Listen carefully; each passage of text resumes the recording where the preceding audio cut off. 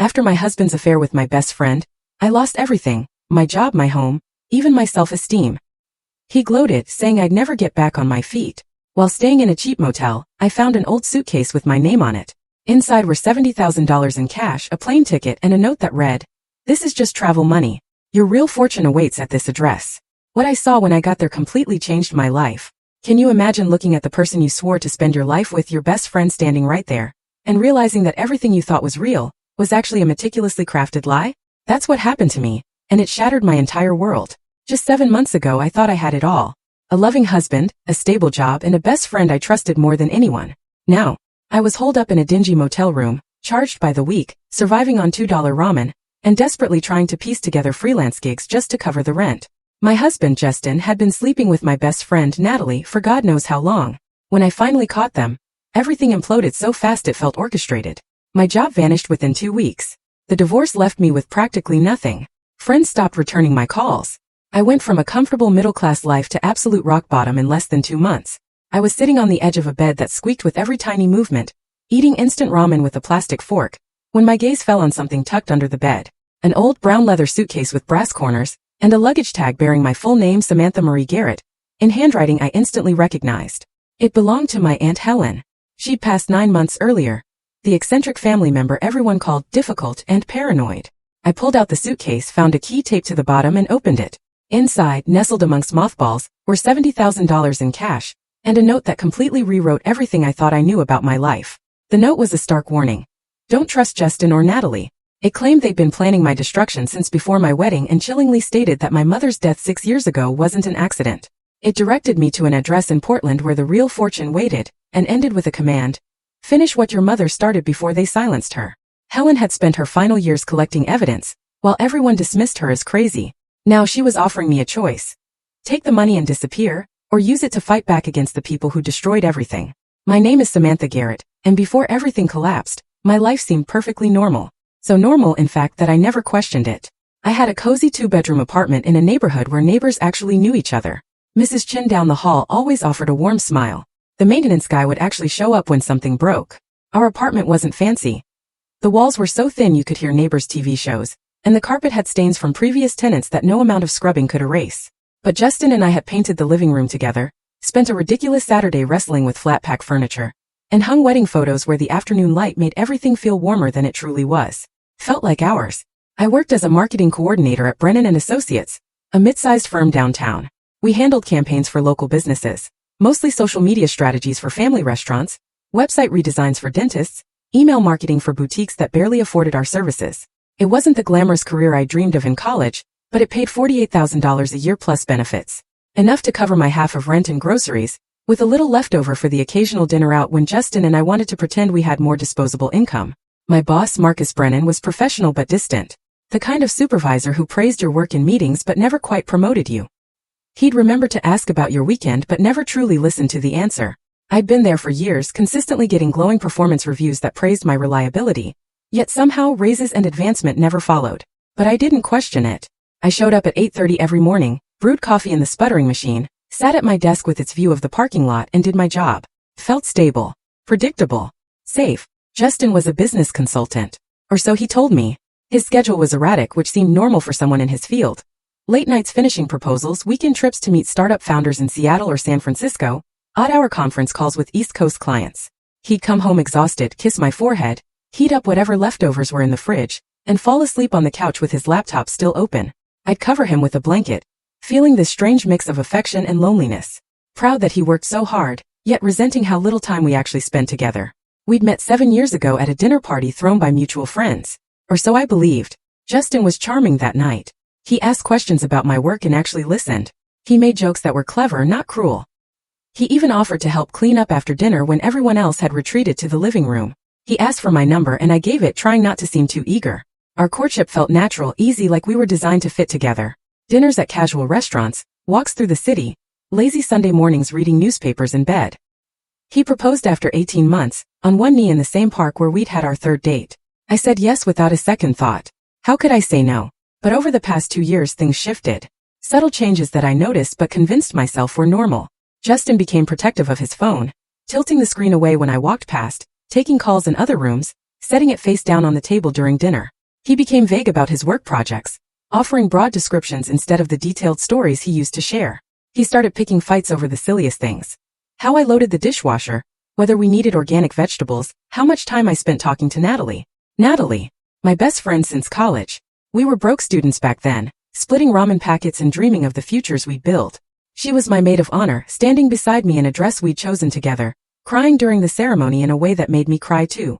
She helped us move into our apartment, lugging boxes up 3 flights of stairs, making jokes about our mountain of stuff. Every Thursday night for the past 5 years, she'd come over with a bottle of wine, and we'd sit on my couch talking about everything.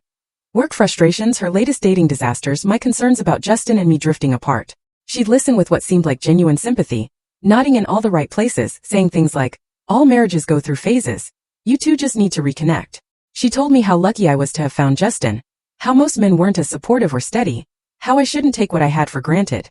I believed her, because questioning your best friend feels like questioning reality itself. If you can't trust the person who's been beside you through every major life event for over a decade, who can you trust? My mother, Catherine, had died 6 years earlier in a car accident on a rainy night. Her car wrapped around a tree on a road she'd driven hundreds of times. The police said she'd been going too fast, possibly fell asleep at the wheel. My Aunt Helen, my mother's older sister, insisted something was wrong with the official story, but everyone dismissed her concerns as grief. Helen had always been the difficult one, showing up to gatherings with pamphlets about corporate corruption and warnings about trusting the wrong people.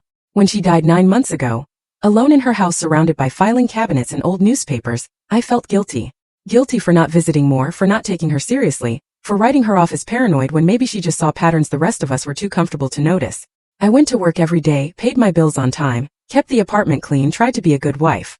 I did everything right according to the unwritten rules of middle-class respectability. I thought that if I just worked hard enough, trusted the right people, and played by the rules, I'd be protected from the chaos you read about happening to other people. I thought doing everything right mattered, that loyalty meant something, that the life I'd built was real and solid and mine.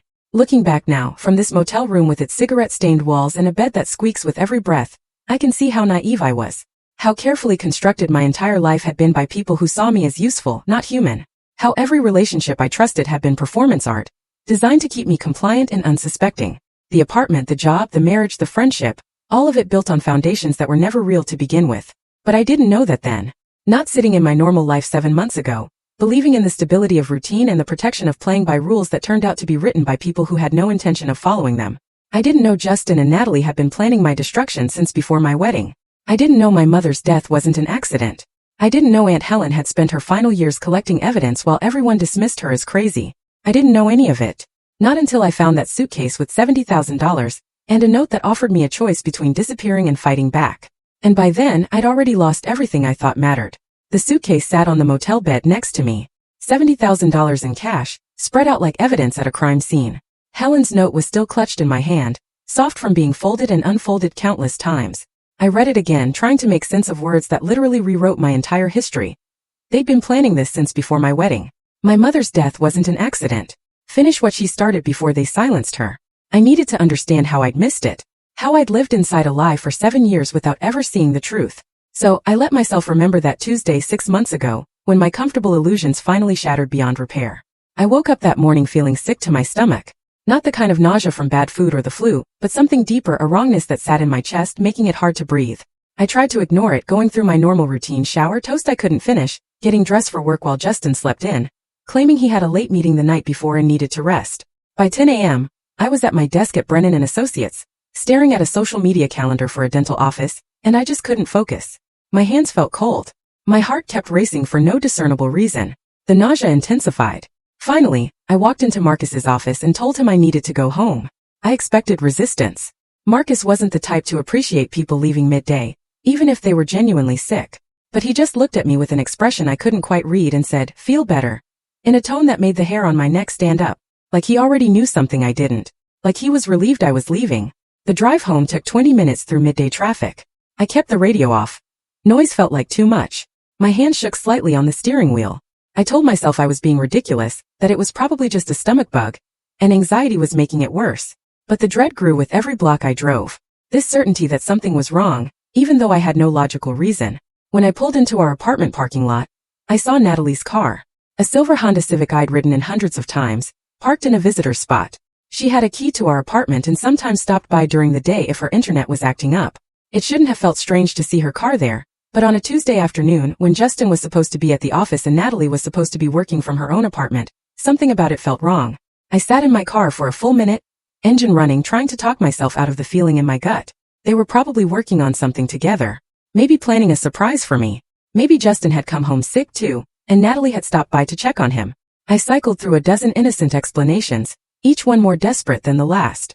Finally, I turned off the engine and walked across the parking lot, up 3 flights of stairs because the elevator was broken again, down the hallway with its worn carpet and flickering overhead light. I put my key in the lock as quietly as possible, though I couldn't have said why stealth felt necessary. The apartment was quiet when I stepped inside. Not the empty kind of quiet, but the occupied kind where you sense people are home even when you can't hear them. I stood in the living room, my work bag still over my shoulder, just listening. That's when I heard it. Laughter from our bedroom. Natalie's laughter. Not her normal laugh, the one she used when we were watching comedies or when I said something genuinely funny. This was different. Lower. More intimate. The kind of laugh meant for someone specific, designed to make that person feel special and desired. I'd heard her use it before years ago when she was dating someone she really liked. Back in college when we were all young and everything felt less complicated. I stood frozen in my own living room, staring at the closed bedroom door while my brain worked overtime to construct explanations that would let me keep believing in the life I thought I had. Maybe she was on the phone. Maybe Justin wasn't even home. Maybe I was misunderstanding everything because I already felt sick and paranoid. But somewhere beneath all the desperate rationalizations, I already knew what I was going to find. I crossed the living room, each step feeling like an hour. I didn't knock. Why would I knock on my own bedroom door in my own apartment? I just turned the handle and pushed it open. Justin and Natalie.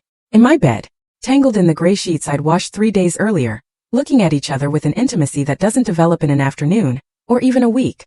This was familiar territory for them. Comfortable. Routine. When they saw me standing in the doorway, the first emotion on Natalie's face wasn't shame or guilt. It was annoyance. Like I was the one interrupting something important, rather than discovering that my husband and my best friend had been systematically betraying me. She didn't scramble to cover herself. She didn't apologize. She just looked at me with an expression that said, "Why are you being dramatic? You saw this coming." Justin got out of bed and pulled on his jeans with the kind of practiced efficiency that told me this wasn't the first time he'd had to get dressed quickly in an awkward situation. That realization landed harder than the initial shock of finding them together. This wasn't a spontaneous mistake. This wasn't a moment of weakness or poor judgment. This was routine for them. Practiced. Something they'd done enough times that the mechanics of it had become smooth and automatic. He looked at me with an expression that was somehow worse than guilt would have been. It was impatience mixed with relief.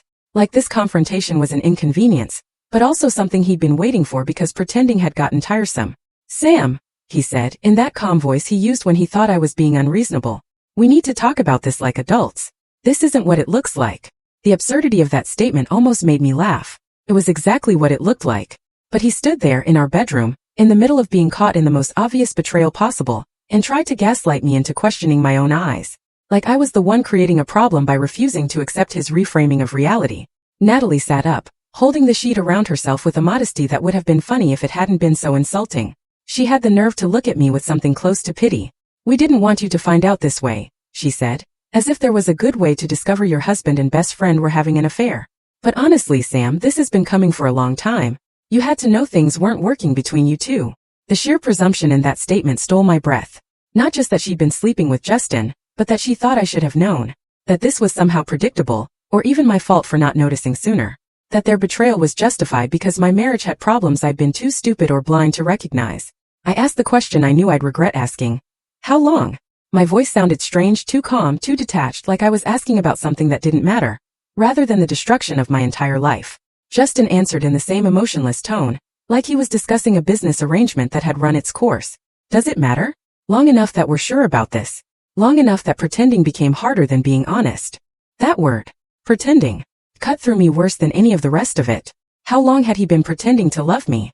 How long had every kiss goodbye been a performance? How long had every "I love you" been a lie? And how long had Natalie been sitting on my couch every Thursday night, drinking my wine, listening to me talk about my marriage problems, offering advice designed to keep me complacent, while she was sleeping with my husband the rest of the week? I didn't scream. I didn't cry. I didn't throw things or make a scene. I just turned around, walked back into the living room, and started throwing clothes into a duffel bag I pulled from the hall closet. My laptop, chargers, toiletries, the practical things you need to survive when your life implodes. Justin followed me, still shirtless, still trying to have the adult conversation he'd mentioned, still acting like this was a reasonable situation that could be resolved through calm discussion and mature communication. I left without saying another word. Walked out of the apartment I'd helped pay for. Drove to a coffee shop parking lot 3 miles away and sat in my car, crying until I couldn't breathe properly. Then I called my cousin Emma and asked if I could sleep on her couch for a few days. That was 6 months ago. And now, sitting in this motel room with Helen's note and $70,000 in cash, I understood that Tuesday had been even worse than I'd thought. The betrayal hadn't just been personal. It had been calculated, planned, part of something bigger, connected to my mother's death and whatever Helen had spent her final years investigating. They'd been playing a long game with my life as the board. And I'd been too trusting, too naive, too desperate to believe in the stability of a normal life to see what was happening until it was too late. I'd been living on Emma's couch for 5 days when I got the call from Marcus. My cousin had been kind enough to let me stay in her guest room, and I'd been trying to maintain some semblance of normalcy, going to work every day like nothing had changed, pretending that sleeping in someone else's house with all my possessions in a duffel bag was just a temporary inconvenience, rather than a sign that my life was collapsing. Marcus asked me to come to his office first thing Monday morning. His voice on the phone had that careful tone people use when they're about to deliver bad news and want to seem compassionate. I told myself it was probably about a new client project, or maybe a performance review that had been scheduled months ago. I didn't let myself think about the alternative. I showed up at 8:15 wearing clothes I'd ironed using Emma's board, wanting to look professional and put together even though I felt like I was barely holding myself intact. Marcus's office door was open, and he waved me in with an expression that might have been sympathy, or might have been satisfaction hidden behind a professional mask. "Samantha," he said, gesturing to the chair across from his desk, "I need to talk to you about some changes happening in the department." I sat down, hands folded in my lap, trying to keep my face neutral. Marcus shuffled some papers on his desk, not quite meeting my eyes, and I felt my stomach drop before he even started speaking. "We're restructuring the marketing department due to budget constraints," he said, using that careful corporate language designed to sound official and impersonal. "Unfortunately, your position is being eliminated. We're offering a severance package that should help with the transition." He slid a folder across his desk toward me. I didn't touch it. I just stared at him, trying to process what he was saying, while my brain screamed that this couldn't be happening.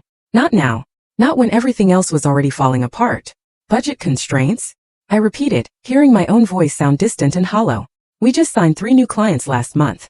I've seen the quarterly reports. We're not struggling financially." Marcus's expression didn't change. "These decisions are made at levels above my control, Samantha. I'm sorry, but the decision is final." I wanted to ask if this had anything to do with Justin. Maybe Marcus had heard about the separation and decided I was too much of a liability or a distraction. But something in his face stopped me. A flicker of discomfort that suggested asking questions wouldn't change anything, and would only make this more awkward for both of us. I took the folder, left his office, and packed up my desk in 20 minutes.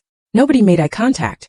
My coworkers suddenly became very interested in their computer screens, or found urgent reasons to be in meetings. By 9 o'clock that morning, I was walking out of Brennan & Associates with a cardboard box containing 4 years of my professional life, and a severance package that barely covered 2 months of rent.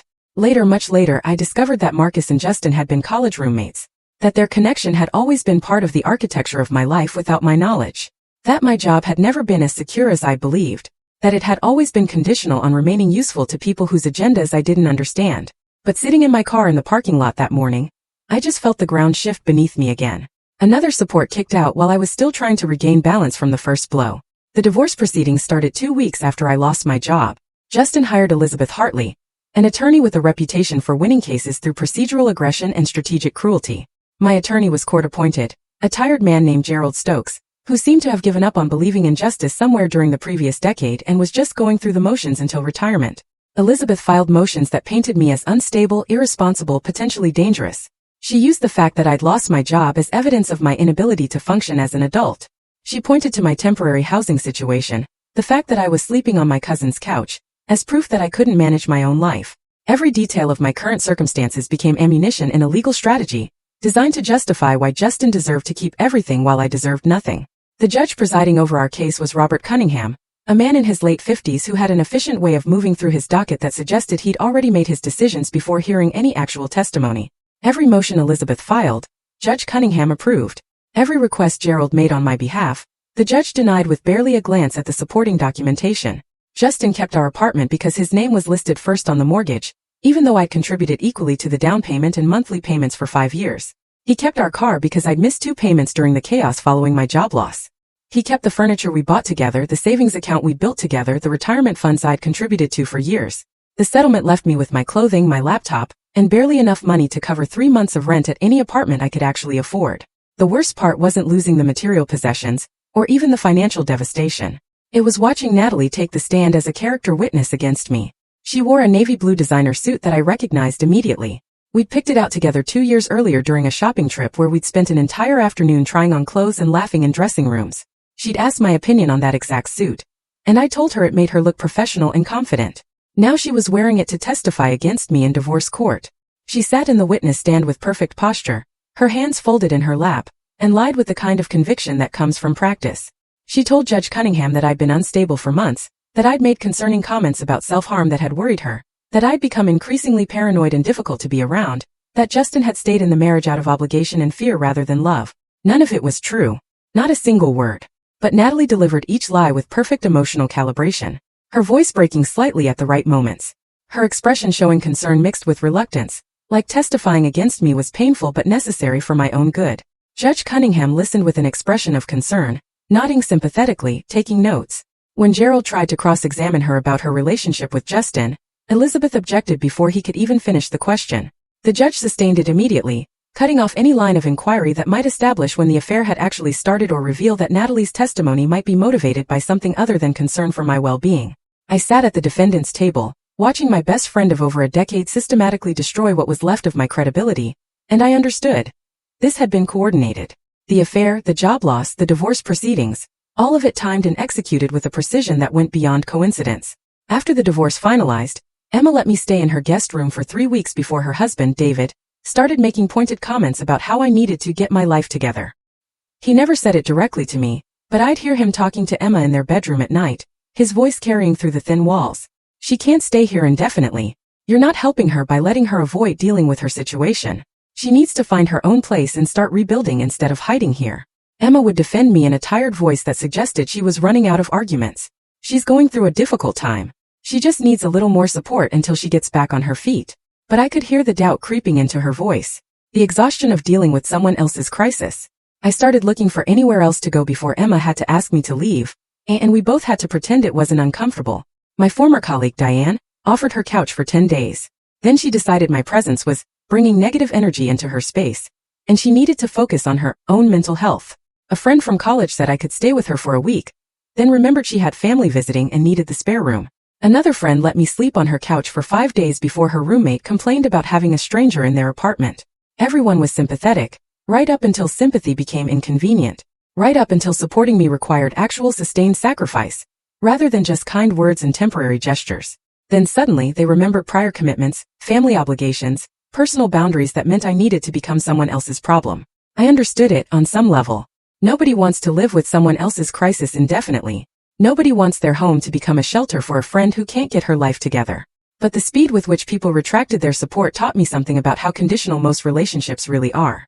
How quickly compassion expires when it becomes uncomfortable. When I finally scraped together enough money from freelance social media work to pay for a weekly rate at the Crossroads Motel, it felt less like hitting rock bottom, and more like finally finding ground that wouldn't shift beneath me. At least the motel didn't pretend to care. At least Rita at the front desk didn't offer false comfort or temporary sympathy that would evaporate when I became inconvenient. Room 14 became my address. My home. The place where I'd eventually find a suitcase containing $70,000, and a note that explained why my destruction had been so systematic and so complete. Room 14 at the Crossroads Motel became my address 3 days after the last friend stopped returning my calls. I'd scraped together $200 from freelance social media work for a local bakery and a pet grooming business, both of which paid in irregular installments that arrived weeks after I'd submitted invoices. The motel sat off Highway 52, the kind of place where the weekly rate was displayed more prominently than the nightly rate, and the sign out front had been missing letters for so long that nobody bothered to fix it anymore. The woman at the front desk had a name tag that said Rita and an expression that suggested she'd witnessed this exact scenario thousands of times before. Women alone with duffel bags and desperate eyes, paying weekly rates while pretending this was temporary. She didn't ask questions about why I was there or how long I planned to stay. She just took my cash, handed me a key attached to a green plastic tag with the number 14 embossed in fading gold, and recited the rules in a flat voice that suggested she'd said these words so many times they'd lost all meaning. Weekly rate includes utilities. Checkout is 11 if you're leaving. No visitors after 10. Laundry room is around back, costs $3 a load. Vending machines take bills or coins. I thanked her and carried my duffel bag across the parking lot to a door that had been painted blue at some point in the distant past, but had faded to a color that couldn't quite decide what it wanted to be. The key stuck in the lock, requiring me to jiggle it 3 times before the mechanism finally gave way and let me inside. The room smelled like decades of cigarette smoke layered underneath industrial cleaner. The 2 scents fighting a war neither side could win. The carpet was a brown pattern designed to hide stains, which meant it was probably hiding decades worth of them. The bed sagged in the middle like it had given up on supporting anything, including people's hopes. A small table sat next to the window with 2 mismatched chairs, and a television from the early 2000s sat on a dresser with drawers that didn't close properly. The bathroom was tiny, with a shower stall that had seen better years and a mirror that made everything look slightly yellow. This was home now. This was what my life had been reduced to. A room that charged by the week in a motel where nobody asked questions, because asking questions might require caring about the answers. I tried to establish some kind of routine to keep myself from completely falling apart. I woke up early, made instant coffee using the small coffee maker that came with the room, and spent mornings applying for jobs online. Marketing coordinator positions, social media manager roles, anything that seemed remotely related to my experience and qualifications. I sent out dozens of applications every week, customizing cover letters and updating my resume. Nobody called back. Nobody even sent rejection emails. My applications disappeared into whatever digital void companies used to sort through hundreds of desperate candidates, and I heard nothing. In the afternoons, I'd work on whatever freelance projects I could find. Small businesses that needed someone to manage their Facebook page, or write email newsletters, or design graphics for promotions. The work paid poorly and arrived sporadically, but it was enough to cover my weekly motel rate with a little leftover for food. Dinner was usually instant ramen prepared in the microwave. Sometimes I'd splurge on a can of soup or a frozen meal from the convenience store 2 blocks away. I'd eat sitting on the edge of the bed, watching television shows I didn't care about, just to have noise that wasn't the sound of my own thoughts. My neighbors were mostly invisible. There was a long-haul trucker named Dale who parked his rig in the far corner of the lot and nodded at me sometimes, but we never spoke. A woman who worked night shifts at the hospital kept her curtains permanently closed and came and went at odd hours. A man in his 60s lived in the room next to mine and played country music at a volume just low enough that I couldn't complain, but loud enough that I could hear it through the thin walls. I avoided looking at myself in the bathroom mirror because I didn't recognize the woman staring back. She had the same face I'd always had, but something fundamental had changed in her eyes. Something had broken and not healed right, leaving her looking hollow and defeated in a way that made me ashamed. This was my life now.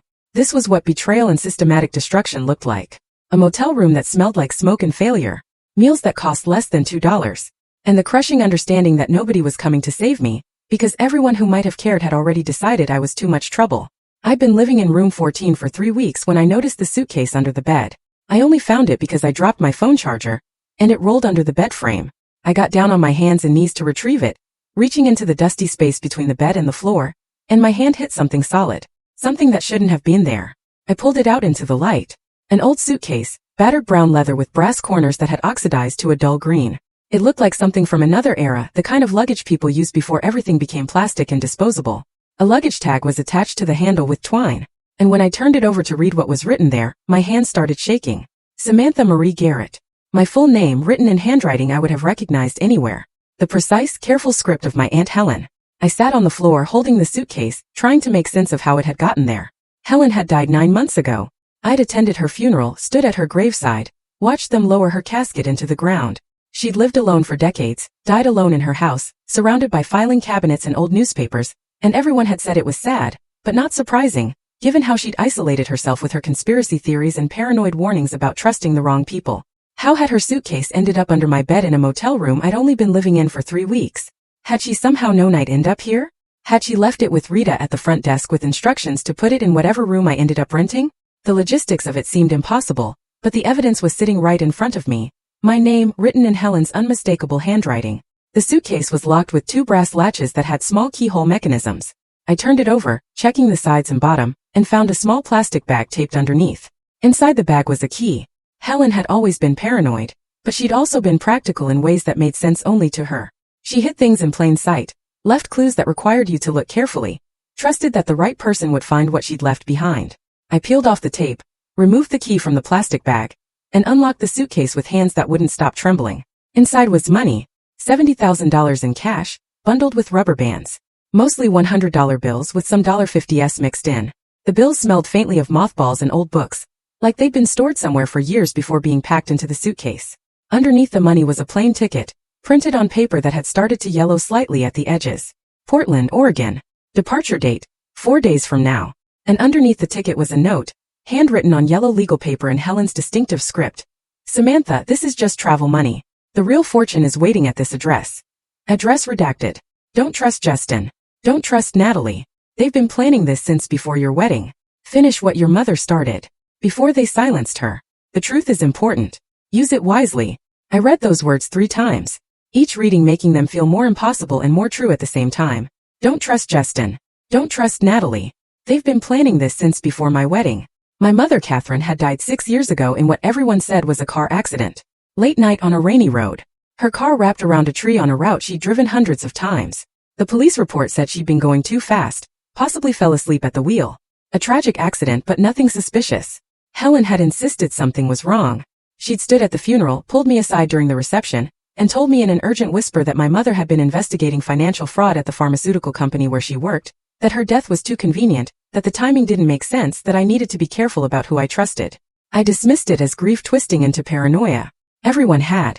Helen was always seeing conspiracies, always warning about corporate corruption, always handing out pamphlets about things nobody else believed were real problems. We'd all learned to nod politely and change the subject. Now I was sitting on the floor of a motel room, holding a note that blew everything apart. I spent that night in room 14, staring at the money and the note, unable to sleep, unable to think about anything except the choice Helen was forcing me to make. By morning I decided. I wasn't running. I was done being the person things happened to. I was done disappearing while the people who destroyed my life got to move forward without consequences. I packed my duffel bag with a few possessions that mattered. Some clothes, my laptop, the $70,000 bundled in a waterproof bag. I left a note for Rita at the front desk saying I'd paid through the week but wouldn't be returning. She looked at me with an expression that might have been concern, or might have been relief that her weekly tenant problem was solving itself. Good luck, she said, which could have meant anything. The flight to Portland left early on a Thursday morning from a regional airport 40 minutes away. I'd booked it using Helen's cash and spent the entire drive trying not to think about what I was actually doing. Flying across the country to follow instructions from a dead aunt whom everyone had called paranoid. Chasing a conspiracy theory that connected my husband's affair to my mother's death 6 years ago. Believing that the systematic destruction of my life was part of something bigger and more calculated than simple betrayal. When I said it like that, it sounded crazy. But Helen's note was in my bag and the money was real, and the plane ticket had my name on it. Crazy or not, I was going. The airline was one of those budget carriers that charged extra for everything, including the right to breathe. Or at least that's how it felt when they tried to make me pay $15 to bring a duffel bag that weighed less than most toddlers. I paid because arguing wasn't worth the energy.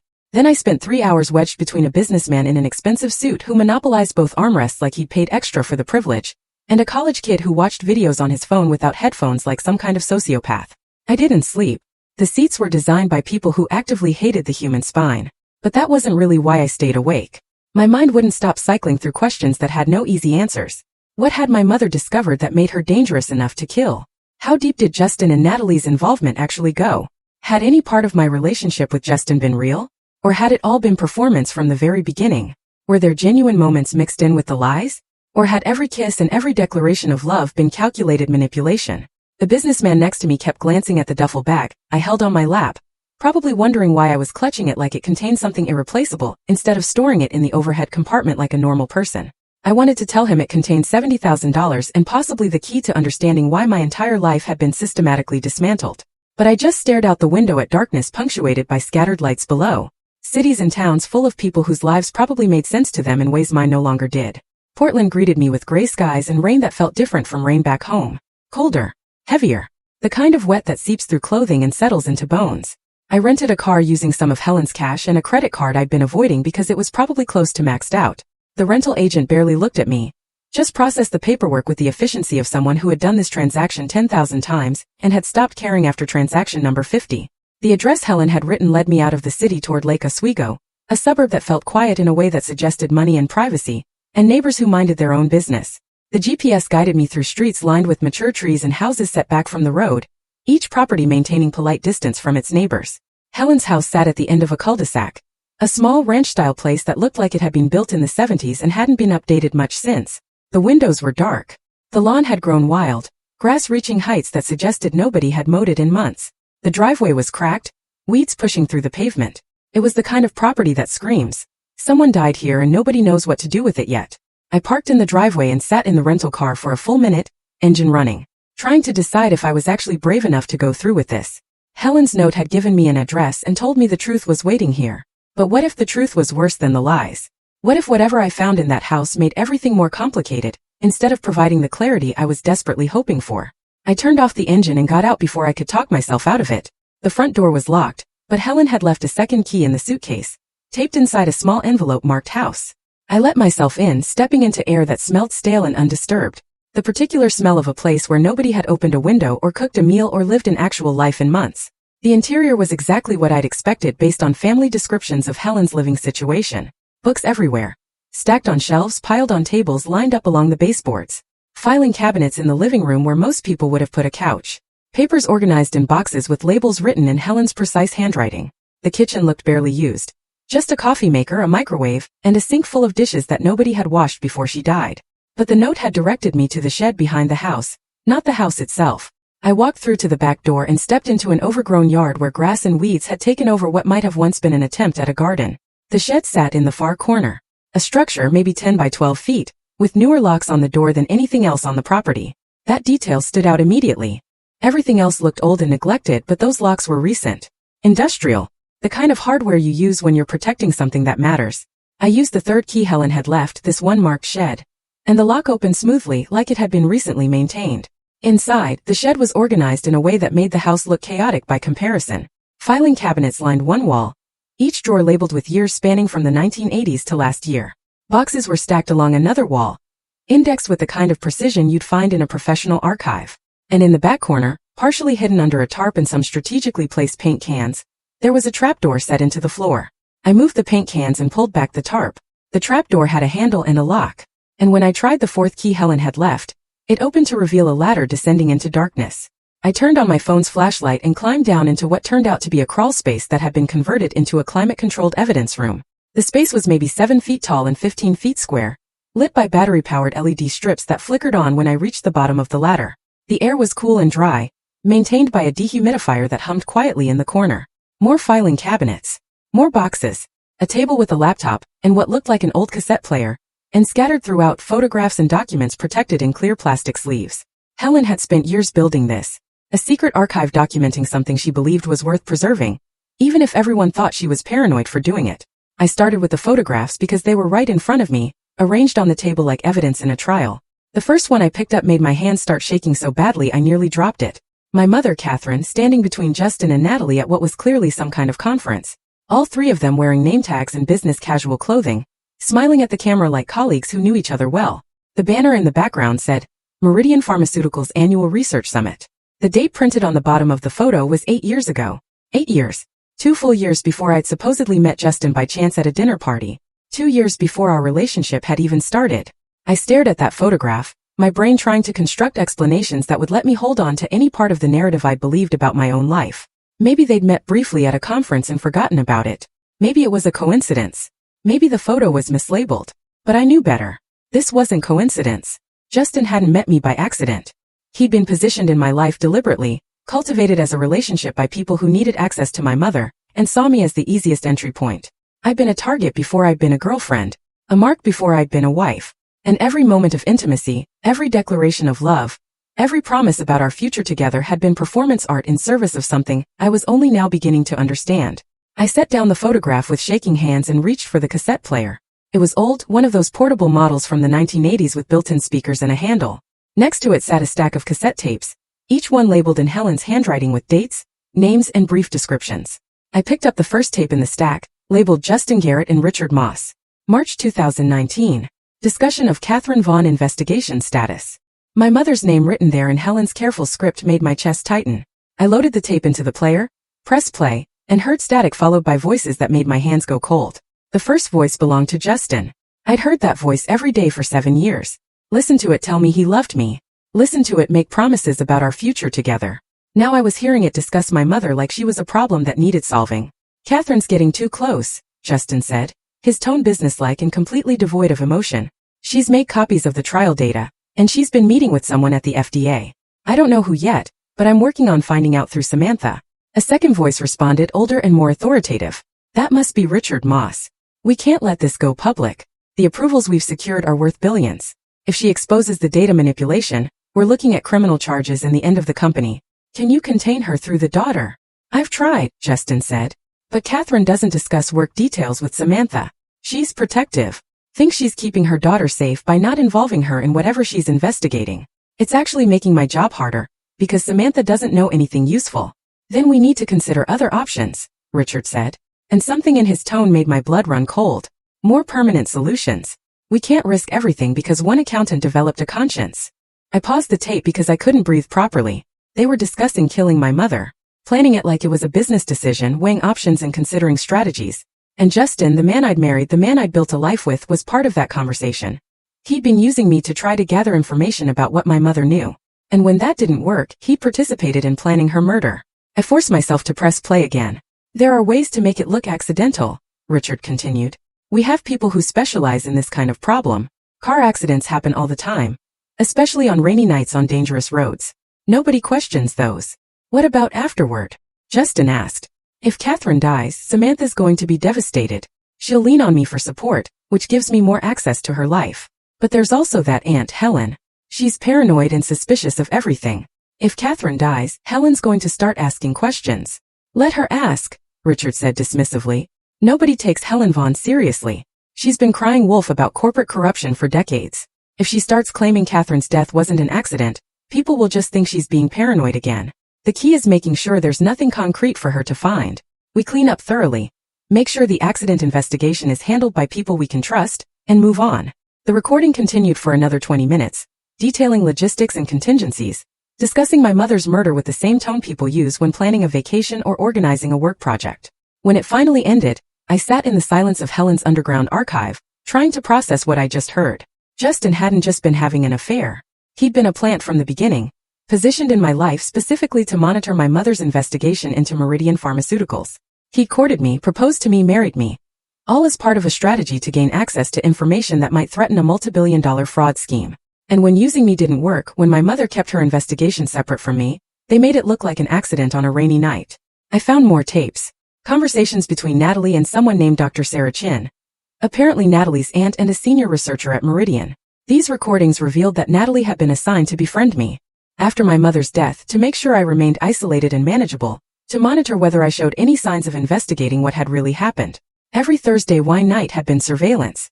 Every heart-to-heart conversation had been data collection. Our entire friendship had been fabricated. I don't know how long I sat in that crawl space, listening to recordings, reading documents, piecing together the full scope of what had been done to my mother and to me. Hours maybe. Long enough that my back ached from sitting on the concrete floor, and my eyes burned from reading in the LED light. Finally, I found the laptop Helen had left. It was plugged into a power strip with an arrow pointing to a video file on the desktop labeled, "For Samantha." I opened the file and Helen's face filled the screen. She looked exactly like I remembered from the last time I'd seen her at a family holiday 2 years ago, though visibly ill. Her face was drawn. Her hand shook slightly as she adjusted the camera, but her eyes were sharp and focused. She wore a cardigan I recognized, navy blue with wooden buttons, the same one she'd worn to every family gathering for the past decade. "Samantha," she began, her voice steady despite the physical deterioration visible in her face. "If you're watching this, it means I'm dead, and you found my archive, which means you're probably angry and confused and wondering why I didn't tell you any of this while I was alive." She paused to take a sip of water from a bottle sitting just off camera. "The answer is that I tried. I warned you about Justin at your engagement party. I pulled you aside and told you to be careful, that something about him felt wrong. I told you to watch how Natalie behaved around him, to pay attention to the small things that didn't quite add up. You thought I was being paranoid. You said I saw conspiracies everywhere, and needed to let you live your own life without interference." Helen's expression softened slightly, and I don't blame you for that. I'd spent decades being the family member everyone described as difficult and eccentric, the one who handed out pamphlets about corporate corruption at Thanksgiving, the one who warned about trusting people with perfect smiles and convenient explanations. By the time I tried to warn you about Justin, you'd already learned to dismiss everything I said as paranoia. She adjusted the camera angle slightly, leaning forward. "Your mother, Catherine, was my best friend long before she was your mother. We grew up protecting each other, and when she discovered what Meridian was doing, she came to me first because she knew I would help her document everything properly. We spent months building a case, collecting evidence, preparing to go to federal authorities. Then she died in that convenient accident, and I knew exactly what had happened, even though I couldn't prove it yet." Helen coughed, covering her mouth with a tissue. When she pulled it away, I could see blood on the white fabric. "I've spent the last 6 years of my life collecting the evidence you're sitting with right now. Every document, every recording, every financial trail. I did it because I loved your mother and because I love you. Because I couldn't let them get away with killing Catherine and destroying your life without any consequences. She looked directly at the camera with an intensity that made it feel like she was in the room with me.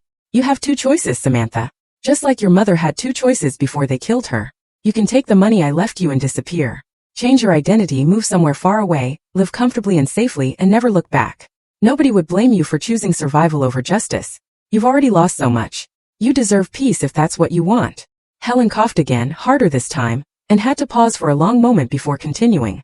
Or you can fight. You can use everything I've collected and burn these people down. Expose Meridian.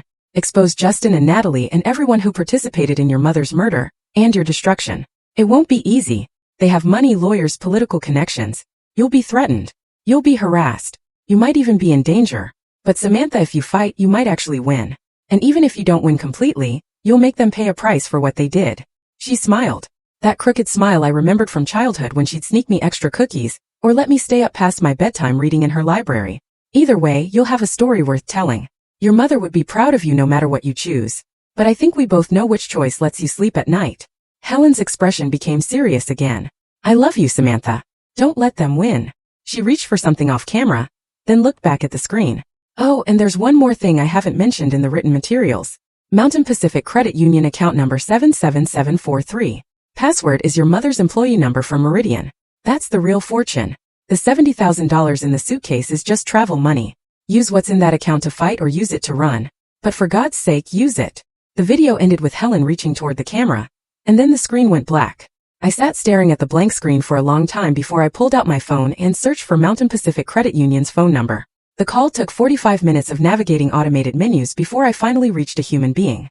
I gave them the account number Helen had mentioned, and the representative went quiet for long enough that I thought the call had dropped. Ma'am, she said finally, her voice suddenly much more professional. I'm going to need to transfer you to our wealth management division. Please hold. The hold music was classical piano that sounded like it was being played underwater. After what felt like an eternity, a woman named Patricia came on the line and asked me to verify my identity using my mother's employee number as the password. When I gave her the numbers, she paused for a moment before explaining in careful language that Helen had established a trust in my name. The trust contained stock portfolios, real estate holdings, and intellectual property rights that your mother secured before her death, Patricia said. The total value is approximately $14 million, structured to protect it from legal challenges and ensure that only you can access it. $14 million. The words didn't sound real. They sounded like dialogue from a movie about someone else's life, not mine. I was sitting in a dead woman's underground archive, surrounded by evidence of conspiracy and murder, and now being told that I had access to more money than I could properly comprehend. Helen had spent 6 years not just collecting evidence, but building a financial foundation that would allow me to fight without being destroyed by legal fees and endless court battles. She'd wrapped justice like a gift, and left it with enough resources to actually achieve it. I chose to fight. Using the contact information Helen had left in her files, I called Agent Maria Torres at the FBI's Portland field office. She answered on the third ring with a tone that suggested she was busy and didn't have time for whatever I was calling about. This is Torres. My name is Samantha Garrett, I said, hearing my own voice shake slightly. My Aunt Helen Vaughn left me information about a case I think you've been trying to build about Meridian Pharmaceuticals. The silence on the other end lasted long enough that I checked my phone to make sure the call hadn't dropped. Where are you right now? Maria asked, her tone completely changed. At my aunt's property. Don't leave. I'm coming to you. Don't talk to anyone else about this. Don't touch anything else in whatever Helen left you. Just wait for me. I'll be there in 40 minutes. She hung up before I could respond. Maria arrived in 35 minutes, which suggested she'd driven faster than was probably legal. She was in her late 40s with gray streaking through dark hair pulled back in a practical ponytail, wearing jeans and a blazer with an FBI badge clipped to her belt. She looked at me, standing in Helen's overgrown backyard, with an expression that was part skepticism and part hope. Show me, she said. I led her to the shed, down the ladder into the underground archive, and watched her face change as she took in the filing cabinets, the boxes, the organized documentation of 6 years of investigation. She put on latex gloves before touching anything, pulling out files and reading with an intensity that made me understand why Helen had trusted her. Your aunt was either the most thorough investigator I've ever encountered, or she was completely brilliant, Maria said after about 20 minutes of reviewing documents. Probably both. This is enough to open a federal investigation. We're talking conspiracy charges, fraud, possibly murder if we can prove the car accident was arranged. Samantha, you just handed me a case that could take down a major pharmaceutical company. The investigation that followed moved with a bureaucratic slowness that Maria assured me was normal. When building cases against corporations with billions in assets and armies of lawyers, subpoenas had to be drafted, reviewed, approved by judges. Bank records needed freezing, which required warrants, which required probable cause, which required more paperwork than I'd thought existed. Former Meridian employees who'd been fired or quit under suspicious circumstances were interviewed. The pharmaceutical industry's informal network of whistleblowers started emerging, sharing their own stories of fraud and retaliation. Maria helped me find a small apartment in Portland, a one-bedroom in an old building with hardwood floors that creaked and windows that rattled whenever trains passed on the tracks 2 blocks away. It was infinitely better than room 14 at the Crossroads Motel, but I kept it modest because I didn't want to feel like I was spending resources that should be reserved for the legal battle ahead. I used money from Helen's trust to pay rent and buy groceries, living simply while the investigation ground forward. I met with prosecutors every few weeks. They had detailed questions about every piece of evidence Helen had collected, asking me to explain timelines and relationships and conversations I'd overheard years ago that I hadn't understood were significant at the time. They wanted to know about Justin's schedule, about Natalie's visits, about my mother's behavior in the months before she died. I answered everything as thoroughly as I could, watching them take notes and exchange glances that suggested they were building something substantial.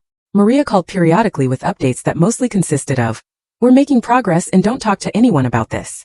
It was what federal agents say when they can't share details but want you to know you haven't been forgotten. The waiting was harder than anything that had come before. I'd handed over everything Helen had collected, and now I was just existing in limbo, hoping that the machinery of justice would actually work for once, instead of grinding up innocent people and spitting them out as statistics. Then, 6 months after I'd first met Maria in Helen's underground archive, things started happening with the kind of speed that suggested the government had finally accumulated enough evidence to move forward confidently. It began on a Wednesday morning in early spring. Meridian Pharmaceuticals headquarters got raided by federal agents who carried boxes out of a gleaming glass building that looked like a monument to corporate success. The images made national news, showing employees standing in the parking lot, looking confused and scared, while agents and FBI windbreakers methodically dismantled what had seemed like an untouchable empire. Richard Moss, the CEO whose voice I'd heard on Helen's recordings discussing my mother's murder like it was a minor inconvenience, was arrested at his home. News cameras caught footage of him being led out in handcuffs past his neighbors, past reporters shouting questions he didn't answer, past a life that had been built on fraud and was now collapsing in real time. Maria called me that afternoon to tell me Justin had been arrested at his office at a tech startup, where he'd been working since the divorce. I watched the footage on the local news that evening, rewinding it multiple times because apparently, I developed unhealthy coping mechanisms around witnessing karma manifest in handcuffs and perp walks. Justin maintained his composure, didn't speak to reporters, walked with his head up like he was enduring a minor inconvenience rather than being arrested for conspiracy to commit murder and fraud. But I could see something in his eyes that looked like fear mixed with disbelief, like he genuinely thought he was untouchable, and was only now realizing how wrong he'd been. Natalie was arrested 2 days later at a coffee shop in Seattle, where she'd apparently moved after the divorce. She'd used her Meridian payments to fund a graphic design business that was actually legitimate this time. And according to the news reports, she cried during her arrest. The tears felt performative to me, given that she testified against me in divorce court without showing a single genuine emotion. Her attorney issued a statement claiming she'd been manipulated by Justin and had no idea about the extent of the conspiracy, that she was a victim herself who'd been taken advantage of by more powerful people. But I'd heard the recordings of her conversations with Dr. Sarah Chin. I'd read the documents showing payments made specifically to maintain her friendship with me as a monitoring operation. Natalie hadn't been a victim. She'd been a willing participant who'd cultivated our friendship deliberately to ensure I remained isolated and manageable after my mother's death. Every Thursday wine night had been surveillance. Every conversation where she'd encouraged me to trust Justin, to ignore my instincts, to believe that my marriage problems were normal, had been calculated manipulation. The betrayal from Natalie cut deeper than Justin's in some ways. I'd chosen to marry Justin, but Natalie had been assigned to me without my knowledge or consent. Our entire friendship had been fabricated from the beginning. Then came the news about Judge Robert Cunningham. He resigned from the bench with a statement about wanting to spend more time with family, which is what corrupt officials say when they're hoping resignation will prevent criminal prosecution. It didn't work. He was indicted 3 weeks later for accepting bribes and manipulating court proceedings. Documents Helen had collected showed he'd purchased a vacation home through a trust that traced back to Meridian, that he'd been ruling in favor of. Corporate interests for years in exchange for payments disguised as consulting fees. Every case he'd presided over in the last decade was reviewed. My divorce case was among the first, and a new judge took 15 minutes to determine that the original ruling had been based on fabricated testimony and biased proceedings. Everything Cunningham had decided was vacated, erased like it had never happened. Maria called me the day the review of my case was completed. "Your marriage to Justin is being annulled rather than finalized as a divorce," she said. The court's declaring it invalid from the beginning due to fraud. You're also getting a formal apology from the judicial system. For whatever that's worth. It was worth something. Not enough to undo the damage or erase the months of suffering, but something.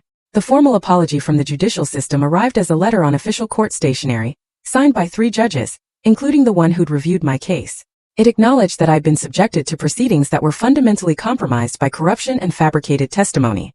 It expressed regret for the harm caused by a system that had failed to protect me from coordinated fraud. It was 2 pages of careful legal language that tried to convey remorse without admitting liability, in a way that might open the courts to further lawsuits. I read it once and filed it away with all the other documents that marked the destruction and slow rebuilding of my life. The apology didn't undo the months I'd spent sleeping on couches and in motel rooms. It didn't erase the trauma of watching my best friend testify against me with lies, or the humiliation of losing everything because a judge had been bought. But it was acknowledgement. Official recognition that what had been done to me was wrong. The trials began 6 months after the arrests and stretched across a year and a half. Maria had warned me that cases this complex moved slowly, that building prosecutions against multiple defendants with interconnected criminal activity required patience and meticulous attention to procedural detail. She was right. The legal process ground forward with a kind of bureaucratic thoroughness that makes glaciers look fast by comparison. Richard Moss went to trial first. His case became a media spectacle that dominated news cycles for weeks. Pharmaceutical industry whistleblowers testified about the culture of fraud at Meridian, describing how executives incentivized researchers to manipulate trial data, and how safety concerns were systematically buried when they threatened profitable drug approvals. Patients who'd been harmed by medications that should never have reached the market shared their stories. A woman whose daughter had died from complications related to a drug Meridian had rushed through approval with falsified safety data, spoke for 20 minutes about watching her child suffer. Forensic accountants explained money trails that connected executive bonuses directly to fraudulent approvals, showing how Richard Moss had personally profited from every dangerous medication the company brought to market. The jury deliberated for 6 days. When they returned, it was with guilty verdicts on 17 counts, including fraud, conspiracy, bribery, and reckless endangerment. Richard Moss showed no visible emotion. He stood while the judge read the sentence. 23 years in federal prison and forfeiture of approximately $40 million in assets. He was 62 years old, which meant he'd likely spend the rest of his life incarcerated. I watched the sentencing from the gallery, sitting in the back row where I could observe without being noticed. When the judge finished reading the sentence and the bailiffs led Richard Moss away in handcuffs, I felt something that wasn't quite satisfaction and wasn't quite closure. It was more like watching a long mathematical equation finally balance, all the variables falling into their proper places after years of deliberate miscalculation. Justin's trial was smaller and quieter, without the media attention that had surrounded Richard Moss. But it was more personal for me. I attended every day of the proceedings, sitting in the same seat in the back row, watching prosecutors present evidence of his role in monitoring my mother, his participation in planning her murder, his 7-year marriage to me as an extended intelligence-gathering operation. The recordings Helen had collected were played in court. I listened to Justin's voice discussing my mother, like she was an obstacle that needed removing. Heard him report on conversations I'd had about her work. Heard him strategize about how to use our relationship for information gathering. The prosecutors presented bank records showing payments made to him throughout our marriage, demonstrating that he'd been compensated for every month he'd spent pretending to love me. His defense attorney tried to argue that Justin had been a low-level participant manipulated by more powerful people, that he'd been coerced into involvement he hadn't fully understood. But the recording showed someone who'd been enthusiastic and willing, who'd made strategic suggestions about how to approach my mother's murder, who'd continued receiving payments and participating in the conspiracy years after her death. The jury returned guilty verdicts on charges of conspiracy to commit murder, fraud, and racketeering. The judge sentenced him to 15 years in federal prison. When the verdict was read, Justin looked at me across the courtroom. His expression was complicated, something between anger and resignation, as if he couldn't quite believe that the woman he'd married as part of a surveillance operation had been the one to bring evidence that destroyed him. I looked back without blinking, without emotion, because I was done being intimidated by people who'd systematically underestimated what I was capable of when pushed far enough. Natalie accepted a plea deal rather than going to trial. In exchange for testimony against other defendants, her sentence was reduced to 8 years. She provided information about Dr. Sarah Chin and other Meridian employees who'd been part of the conspiracy, helping prosecutors build cases against people who might otherwise have escaped accountability. 6 months after her sentencing, I received a letter from her.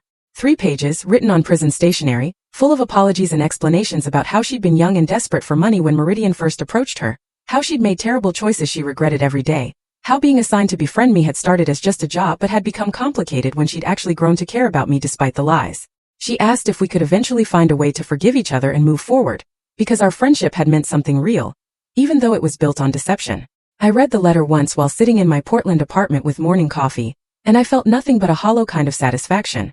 The letter was self-justification dressed up in the language of remorse, trying to rewrite history so that Natalie could see herself as a victim of circumstances, rather than an active participant in destroying another person's life. She wanted absolution I wasn't willing to give.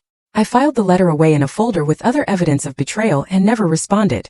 Some relationships can't be repaired, and shouldn't be attempted. Forgiveness isn't something you owe to people who systematically destroyed your life, just because they later regret getting caught. The civil lawsuit against Meridian Pharmaceuticals took another 2 years to resolve. The company fought aggressively, deploying teams of lawyers to challenge every claim and drag out proceedings as long as possible. But eventually, facing the weight of evidence that had already resulted in criminal convictions for their executives, they settled. The terms required Meridian to pay $2.7 billion to patients who'd been harmed by their fraudulent drug approvals.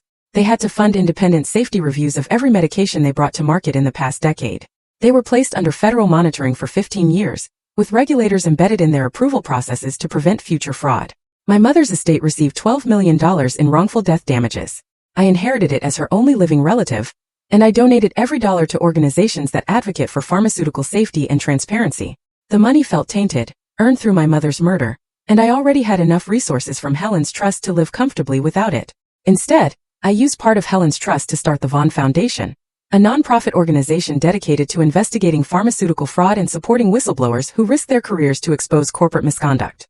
We hired investigators to track down evidence of safety violations. We funded legal defenses for employees facing retaliation after reporting problems. We published reports that made pharmaceutical companies uncomfortable, shining light into corners where they preferred darkness. The foundation became my full-time work, my way of channeling grief and anger into something productive, something that would have made my mother and Helen proud. Something that turned their deaths into a legacy that actually helped people instead of just being tragic endings to lives cut short by greed. I still think about room 14 at the Crossroads Motel sometimes, about sitting on that sagging bed, eating instant ramen with a plastic fork, wondering if I'd ever climb out of the hole my life had become. I keep the receipt from my last week there in my wallet, as a reminder that rock bottom is real, that humiliation and betrayal can strip away everything you thought defined you, but they can't actually destroy you unless you let them. Helen had understood that. She'd spent her final years building a case and assembling resources because she believed truth mattered more than comfort, and justice mattered more than safety. She'd been right.